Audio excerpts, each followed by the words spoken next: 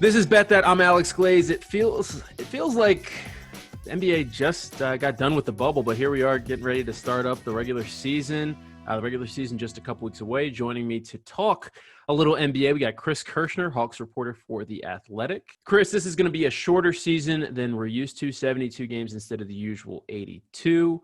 The Westgate Sportsbook has the Hawks win total set at 36 and a half games. So to start off, I guess I'll just throw it to you. The Hawks going to go over or under 36 and a half wins this season? I would go slightly over. I do think this Hawks team is a playoff team.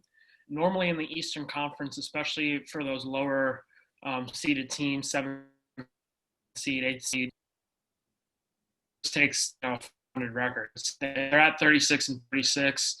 That might be enough, but I do think that the Hawks have enough talent on their roster. This roster is really, really deep. You can have 10 to 12 guys a night who are going to be looking for minutes and, wanting to play lots of minutes. So I think they do have the talent to, go over the 36 and a half mark. If I was to, throw out a win total right now, before the season starts, and not knowing if anyone's going to get sick or whatever, injured, there's definitely going to be some sicknesses across the NBA. But, I do think that 38, 39 is a realistic number for the Hawks this year. Yeah, like you said, I think the way I looked at that number is Vegas pretty much asking, do you think the Hawks can make the playoffs? Because more times than not, like you said, you have to win 50% of your games to make the playoffs. And I do think that this could be a playoff team, but like you said, with sicknesses and injuries and other suspensions and who knows, I mean, this is going to be a pretty fluid season. But as it stands right now, I'm with you on the over. And another reason for me going over is when I look at how the NBA is doing scheduling this year, that they're guaranteed 3 games against every team in the conference, right? So I'm guaranteed 3 games against the Knicks. I'm guaranteed 3 games against the Wizards, 3 games against the Bulls, 3 games, you know what I mean? The Pistons, you get where I'm going here. So I just think that when you look at the way they're constructing the schedule, that's, I believe, 42 games. 42 of the 72 games are going to be Eastern Conference games, if I did the math correct. If I didn't, I'm sorry, I haven't taken math in a couple of years. But I like that when I look at the teams that are in the East, and I think this Hawks team is a playoff team. They're greatly improved, so I'm going to go over too. Yeah, I mean, for me personally, I like you mentioned, it's a good point. There's the bottom of the East is much weaker than the bottom of the Western Conference. You playing teams like New York, Chicago, Cleveland, Detroit, Charlotte. I don't know if Charlotte's going to be that good. Yeah, they have LaMelo Ball and Gordon Hayward. I still don't think they're going to be that. They're not going to be that good. So you get to so you get to play those teams and beat up on them. And again, because of the Hawks, what their moves they made in free agency, they have enough talent to compete every single night against every team across the NBA. And you have to win those games against the Clevelands, Detroits, and New Yorks to realistically have a chance to potentially be in a 6th seed in the East. I don't know if that's going to be possible, but I do think that they're going to go over the 36 and a half mark.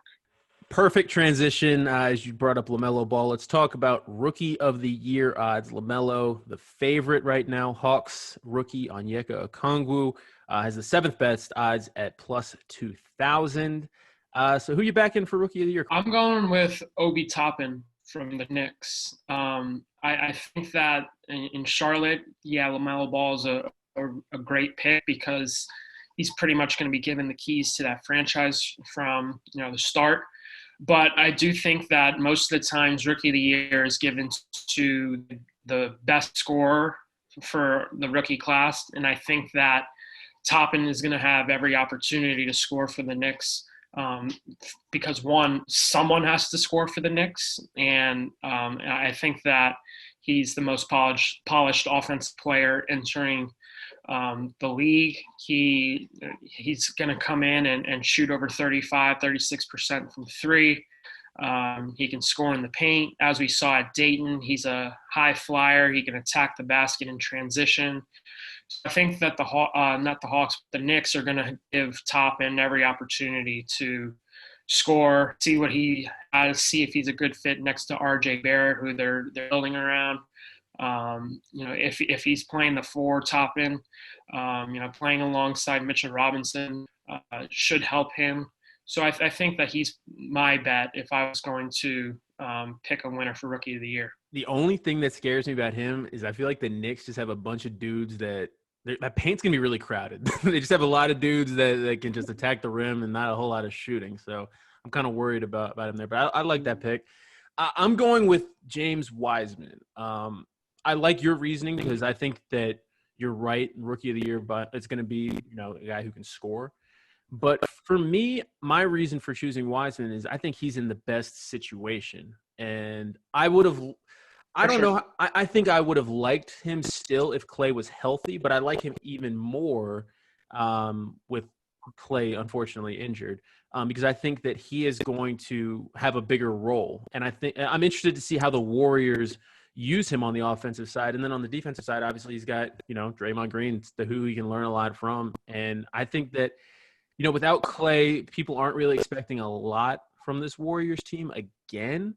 But I think that might be a little misguided because Steph healthy, and I think Wiseman's going to be really good. I think that the Warriors are going to go as far as James Wiseman will take them, as crazy as that might sound. But it's going to be tough because, like we said earlier about the West, he's going to be going against grown men every night. But I like his value. I like Wiseman's value. I think with Wiseman, you made a good point about him being in the best situation. Out of the rookies in the top 10, there's no doubt that he's in the best situation. He's going to – there's still going to be pressure when you're drafted second overall. But he's got Steph Curry, Exactly. Steph, he has Draymond. He has a bunch of other veterans around him. They picked up Kelly Oubre in a trade. So there's a lot of pieces around him where, he's not going to necessarily be a first, second option like LaMelo in Charlotte or Toppin in New York.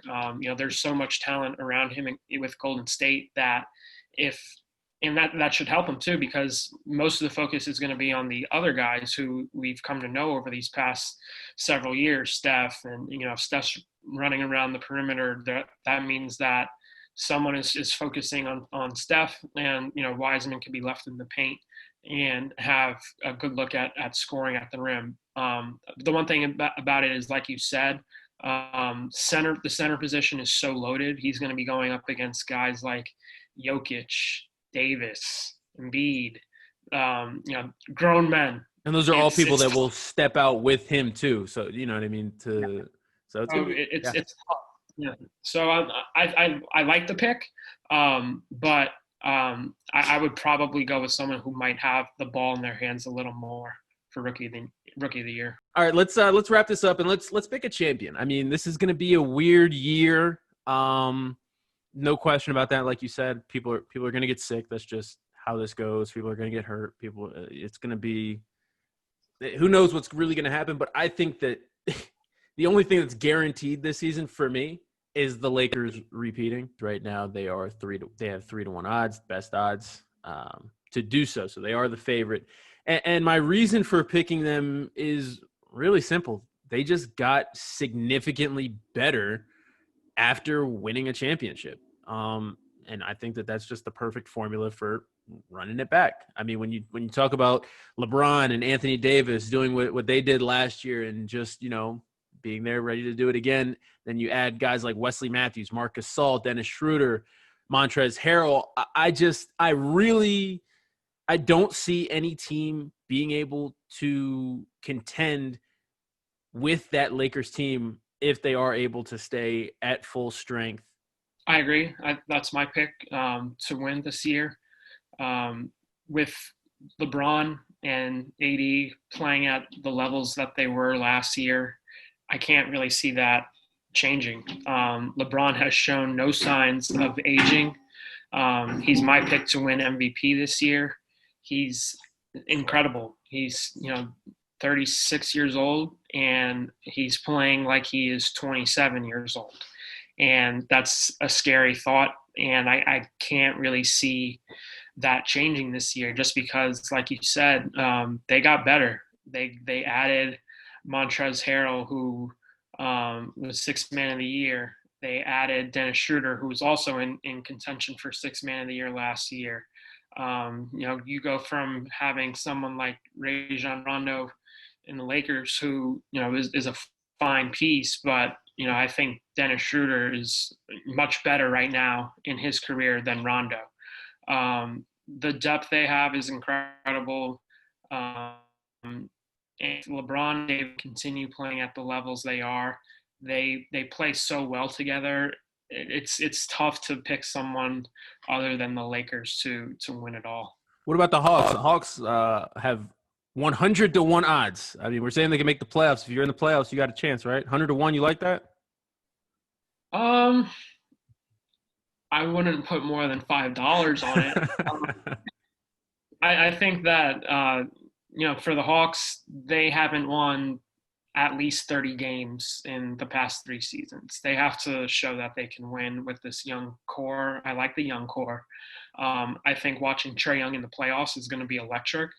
I think he definitely will put on a show when he gets there. And again, I think it's going to happen this year.